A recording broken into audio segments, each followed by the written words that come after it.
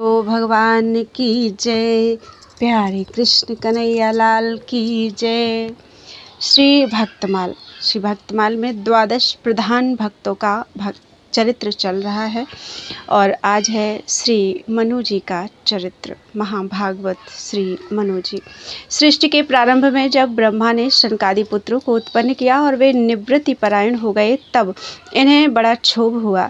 इस क्षोभ के कारण ब्रह्मा रजोगुण और तमोगुण से अभिभूत हो गए। इससे ब्रह्मा के दाहिने अंग से स्वयंभुव मनु की और बाएं भाग से शतरूपा की उत्पत्ति हुई। स्वयंभुव मनु ने जब तपस्या के द्वारा शक्ति संचय करके सृष्टि की अभिवृद्धि करने की आज्ञा प्राप्त की, तब उन्होंने अपने पिता ब्रह्मा के आदेशानुसार सकल कारण स्वरूपिणी आद्या शक्ति की आराधना की।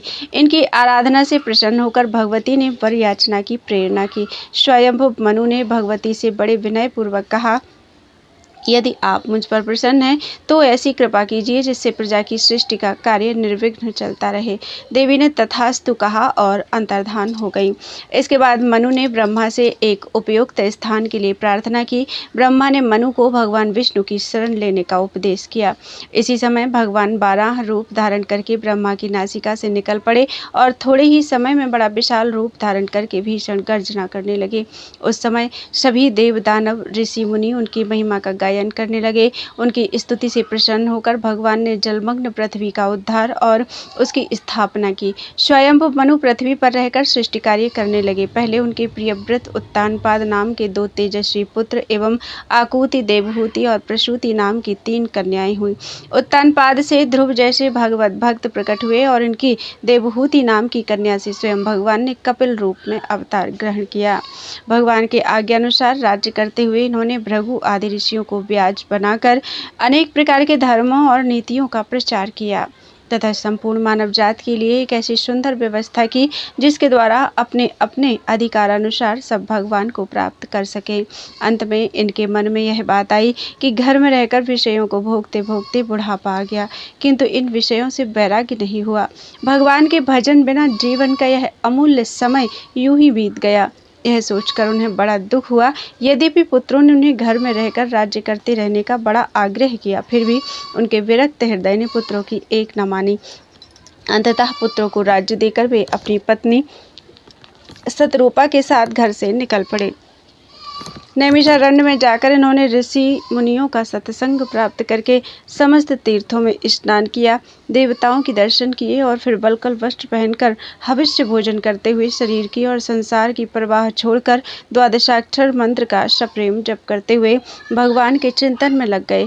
उनके मन में एकमात्र यही अभिलाषा थी कि इन्हीं आँखों से भगवान के दर्शन हों। इस तरह बड़ी कठोर तपस्या करते करते हजारों वर्ष बीत गए। इस बीच में कई बार ब्रह्मा, विष्णु, महेश इनके पास आए और इन्हें वर देने के बड़े बड़े प्रलोभन दिए, परंतु ये तनिक भी विचलित नहीं हुए। शरीर सूखकर कांटा हो गया, केवल हड्डी ही हड्डी अवशेष रह गई, परंतु इनके मन में तनिक भी व्यथा का अनुभव नहीं हुआ। महाराज स्वयंभुव मनु और शतरूपा की इस अनन्य तपस्या को देखकर बड़ी ही गंभीर और भगवत कृपापूर्ण आकाशवाणी हुई कि तुम्हारी जो इच्छा हो वह वर मांग लो। भगवान की यह अमृत भरी वाणी सुनकर उनका शरीर सर्वांग सुंदर और हृष्ट पुष्ट हो गया। सारा शरीर पुलकित हो गया। हृदय प्रेम से भर गया और उन्होंने दंडवत करके भगवान से प्रार्थना की, प्रभु आप बड़े भक्त वत्सल हैं। ब्रह्मा, शंकर और विष्णु भी आपकी चरण धूलि की वंदना करते हैं। यदि आप मुझ पर सचमुच प्रसन्न हैं तो आपका वह स्वरूप जो शिव जी के हृदय में निवास करता है, कागभूषुंड जी जिसका ध्यान करते हैं और वेदों में जिसे सगुण होते हुए भी निर्गुण और निर्गुण होते हुए भी सगुण कहा गया है, वही स्वरूप हम अपनी इन आँखों से देखें। उनकी प्रेम से भरी बात भगवान को बड़ी प्रिय लगी और भगवान उनके सामने प्रकट हो गए। दंपत्ति का ध्यान टूटा और उन्होंने भगवान श्री राम की ओर देखा।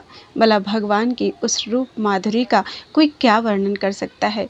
आदि शक्ति भगवती सीता और पुरुषोत्तम भगवान राम की अनूप रूप राशि को देखकर उनकी आंखें निर्निमेष हो गई। उन्हें तृप्ति होती ही नहीं थी। आनंदातिरेक से शरीर की शुद्ध बुद्ध जाती रही और वे बिना सहारे की लकड़ी की भांति उनके चरणों पर गिर पड़े। भगवान ने उन्हें बलात् उठाकर उनके सिर पर अपने कर कमल फेर कर अपने हृदय से लगा लिया।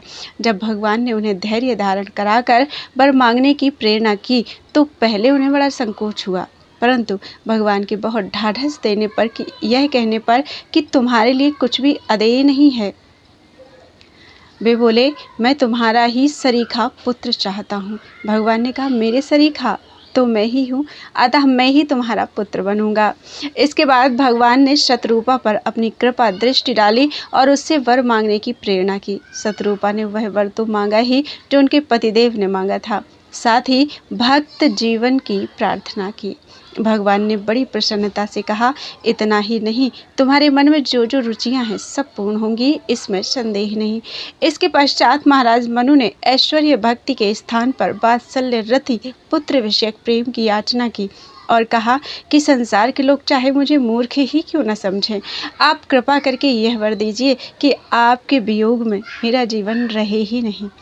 इसके बाद स्वयंभुव मनु दशरथ और उनकी पत्नी शतरूपा कौशल्या जी हुई।